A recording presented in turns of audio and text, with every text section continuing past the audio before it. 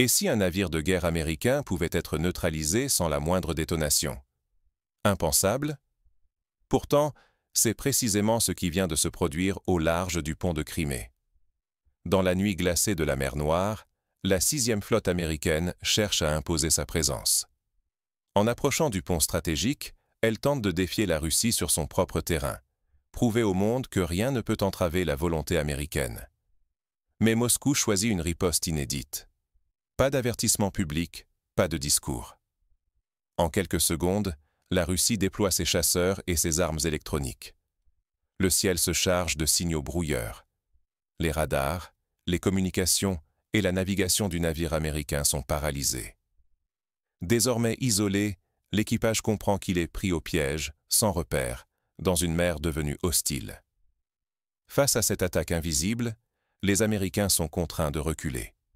Aucun coup de feu, aucun incident visible. Mais le message est implacable. La mer Noire n'est plus une zone neutre. Un seul bouton suffit pour inverser la domination entre superpuissances. Ce n'est pas une provocation ordinaire. C'est la guerre du XXIe siècle. La technologie remplace la force brute et le contrôle des ondes vaut plus que des territoires. L'équilibre mondial et la crédibilité de chaque camp sont désormais en jeu. Pour mesurer l'ampleur de cette crise, revenons sur les événements qui ont tout déclenché. Comment la Russie a-t-elle orchestré ce coup de force technologique? Chaque décision, chaque minute a compté dans ce face-à-face tendu. Pourquoi le pont de Crimée est-il devenu l'épicentre de la rivalité entre Washington et Moscou? Pour saisir l'enjeu, il faut remonter à la géographie et à l'histoire de la région. Ce pont, long de plusieurs kilomètres, relie la Russie à la péninsule de Crimée, annexée il y a 10 ans. Plus qu'un chef-d'œuvre d'ingénierie, il symbolise la souveraineté et l'orgueil de Moscou. Il contrôle discrètement le passage vital entre la mer d'Azov et la mer Noire, incarnant une frontière que la Russie défend farouchement. Depuis des années, cette zone est le théâtre d'incidents, de patrouilles tendues et de démonstrations de force. À chaque provocation, la tension monte. Les projecteurs du monde se braquent sur ce couloir stratégique. Mais jamais la menace n'a semblé aussi réelle que lors du passage audacieux de la 6e flotte américaine, défiant ouvertement la Russie sous le regard inquiet de ses alliés. Pour Washington, l'enjeu est immense. Après l'échec humiliant des livraisons de missiles Tomahawk et du système Patriot en Ukraine, les États-Unis doivent prouver qu'ils restent une superpuissance fiable. Faire naviguer leur flotte où ils le souhaitent est devenu crucial pour leur crédibilité, alors que leur influence dans la région s'effrite. En mer Noire, chaque geste pèse lourd. Un simple passage devient un message de force ou de faiblesse. Ignorer l'histoire, c'est risquer l'escalade. Ici, la moindre provocation peut bouleverser l'équilibre mondial.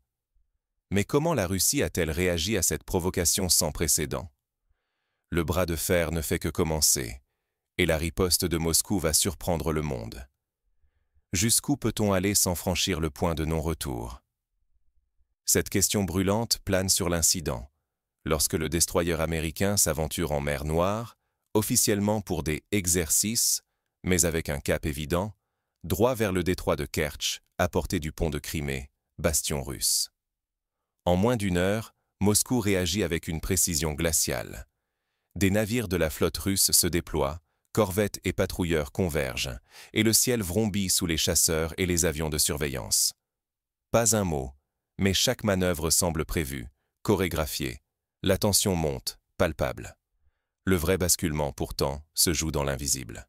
D'un geste, l'état-major russe enclenche la guerre électronique. Soudain, le destroyer se retrouve aveugle. Les écrans se brouillent, la communication se tait, les radars s'égarent. L'équipage, isolé, dérive comme sur une île encerclée, sans aucun tir, mais sous contrôle total. En quelques minutes, la Russie prouve qu'elle peut neutraliser une menace sans ouvrir le feu. Maîtrise des ondes, effet psychologique foudroyant, verrou stratégique posé. Le monde entier comprend que le rapport de force a changé. Un ordre mal compris, une hésitation, et c'était l'escalade. La paix a tenu à un fil. Désormais, la mer Noire n'est plus la même. Mais la riposte américaine ne tarde pas. Derrière la confusion, un autre jeu d'ombre se prépare, prêt à faire monter la tension d'un cran.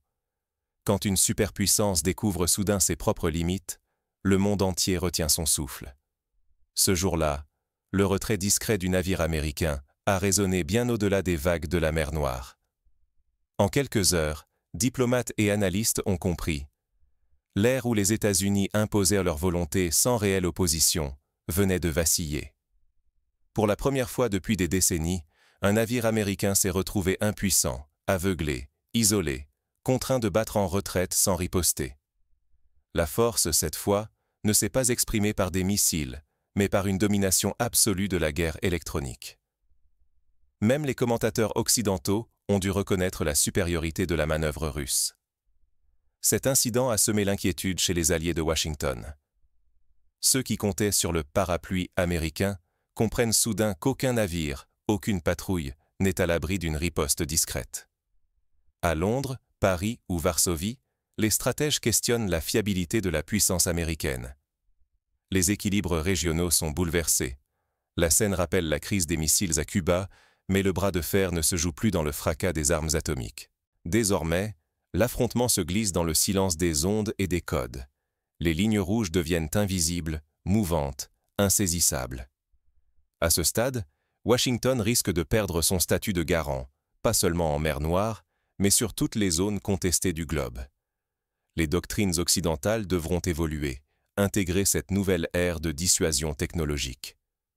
La confiance aveugle vacille, et désormais, chaque mouvement est observé avec une vigilance accrue. Mais dans l'ombre, Moscou savoure sa victoire, consciente que chaque geste sera désormais scruté. Les conséquences de cet affrontement silencieux ne font que commencer à se déployer.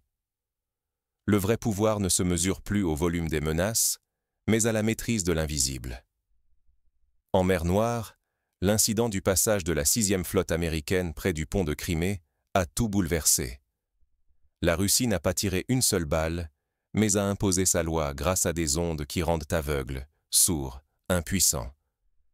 La technologie de brouillage s'est révélée comme une arme stratégique, capable de neutraliser les flottes les plus redoutées sans provoquer d'escalade directe. Désormais, montrer ses muscles ne suffit plus.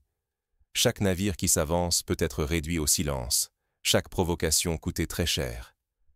L'avantage peut basculer à tout instant, sans bruit ni éclat, mais avec une efficacité glaciale.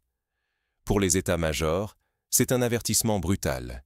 Ignorer cette révolution technomilitaire, c'est risquer la perte de prestige et de pouvoir, et s'exposer à une humiliation publique.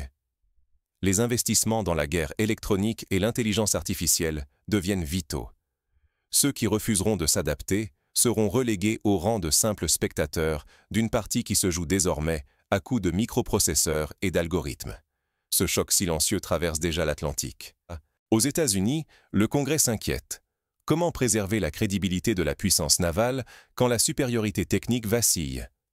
Les doctrines forgées depuis des décennies tremblent. Est-ce la fin de l'illusion d'un contrôle absolu des mers? L'ère du bluff militaire s'efface. Désormais, la dissuasion se mesure à la capacité d'imposer le silence à l'adversaire, de le priver de ses sens et de ses certitudes. Dans ce nouveau théâtre, chaque manœuvre peut redéfinir les équilibres. Mais l'escalade technologique n'a pas encore révélé toutes ses conséquences. Ce qui vient de se jouer, ce n'est pas qu'une escarmouche. C'est la carte du monde qui a changé de couleur, sans un bruit. L'incident marque la fin d'une ère. Désormais, la Russie règne en maître sur la mer Noire, et elle l'a prouvé sans tirer un seul coup, mais par la domination du silence et de l'invisible. Ici, la victoire n'est plus une question de bravoure ou de feu, mais d'intelligence électronique, de la capacité à rendre l'adversaire aveugle et impuissant. Les vieilles règles sont mortes. Sur ces flots, c'est la technologie qui impose sa loi, et chaque acteur a compris que le calibre ne fait plus la différence. L'enjeu, c'est de voir la transformation ou de rester simple spectateur d'un monde qui bascule. En quelques heures, la crédibilité américaine, la sécurité des alliances et le contrôle stratégique de la région ont vacillé, sans qu'un missile ne soit lancé. C'est l'intelligence, la préparation et l'ombre qui redessinent la géopolitique. Celui qui reste à la traîne risque d'être effacé. Un nouveau chapitre s'ouvre. La moindre erreur, désormais, peut bouleverser l'équilibre mondial. La mer Noire n'est que le début.